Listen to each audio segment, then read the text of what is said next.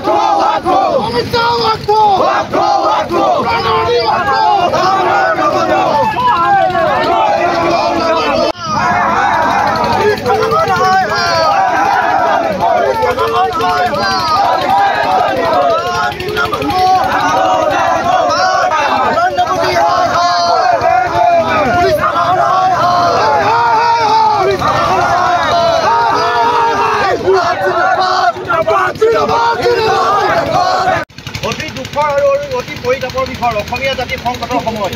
এই সংকটৰ সময়ত অসমীয়া জাতিক আমি জীয়াই ৰাখিবৰ কাৰণে অসম সমাজৰ কাৰ্যসূচী প্ৰথম কাৰ্যসূচী হিচাপে ইতিমধ্যে সন্মানীয় সভাপতি মহোদয়ে আপোনালোক সভাপতিৰ বক্তব্য আপোনালোকৰ আগত বক্তব্য ৰাখিছে। আমাৰ আমি গণতান্ত্ৰিক দেশত আমি গণতান্ত্ৰিক আন্দোলন কাৰ্যসূচী ঘোষণা কৰিছোঁ। তাত কোনোবাই বাধা দিব আৰু আমি গণতান্ত্ৰিকভাৱে আমি কাৰ্যসূচী ঘোষণা কৰি যাম।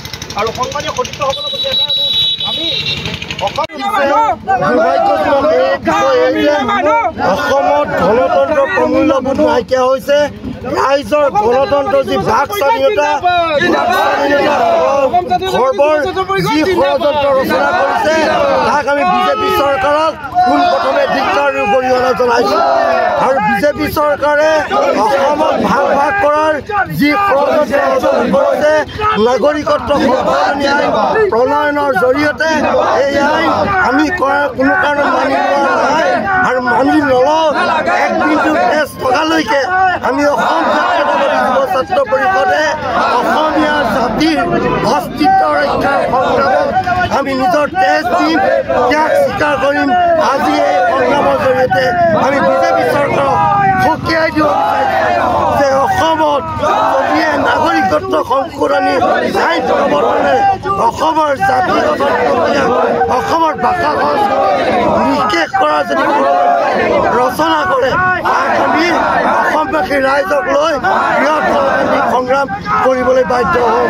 অনাগত দিনত যদি এই সংগ্ৰামে ভয়াৱহ ৰূপ ধাৰণ কৰে তেতিয়া কিন্তু অসম জাতীয়তাবাদী যুৱ দায়ী নহ'ব, দায়ী হ'ব অসম চৰকাৰ আৰু কেন্দ্ৰীয় চৰকাৰ।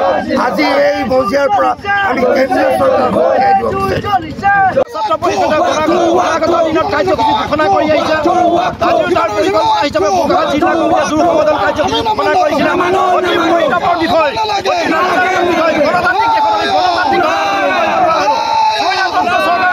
আমি ধিক্কাৰ দিছোঁ।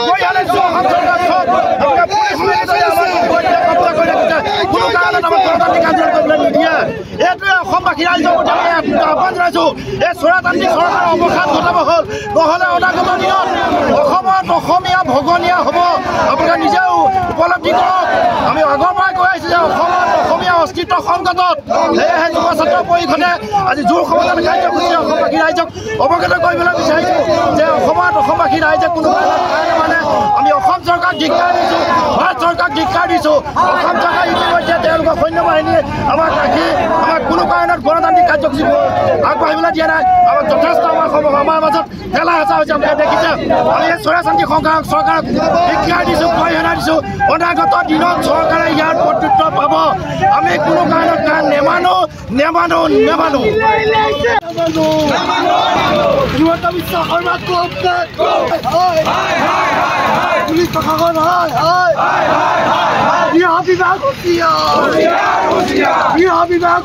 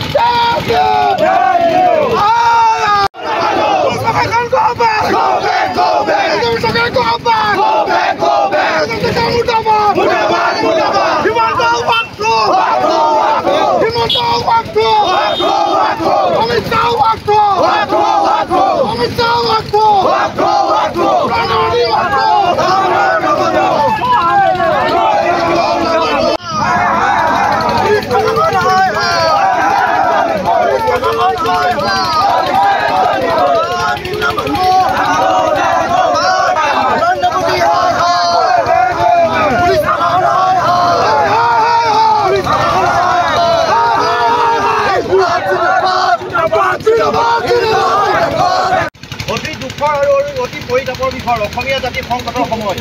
এই সংকটৰ সময়ত অসমীয়া জাতিক আমি জীয়াই ৰাখিবৰ কাৰণে অসম সমাজৰ কাৰ্যসূচী প্ৰথম কাৰ্যসূচী হিচাপে ইতিমধ্যে সন্মানীয় সভাপতি মহোদয়ে আপোনালোক সভাপতিৰ বক্তব্য ৰাখিছে। আমাৰ কথা হ'ল কি আমি গণতান্ত্ৰিক দেশত আমি গণতান্ত্ৰিক আন্দোলন কাৰ্যসূচী ঘোষণা কৰিছোঁ, তাত কোনোবাই বাধা দিব আৰু আমি গণতান্ত্ৰিকভাৱে আমি কাৰ্যসূচী ঘোষণা কৰি যাম। আৰু সন্মানীয় সতীৰ্থসকলৰ প্ৰতি এটা